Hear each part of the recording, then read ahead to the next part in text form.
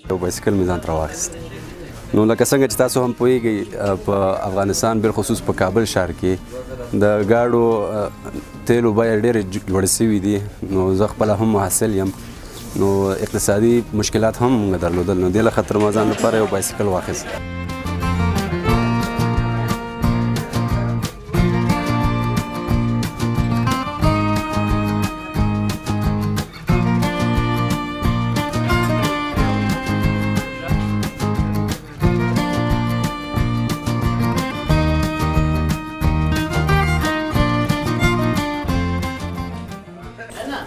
کوم نه د بایسکلو کاروبار بایسکل د ویش سره راوړو لیلامي دي د جاپان سره راځي ویش ته د ویش څخه بیا موږ دلته راوړو.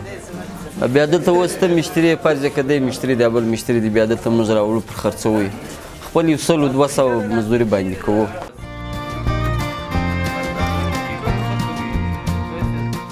سلک اسکرین است، حساب چاپ است.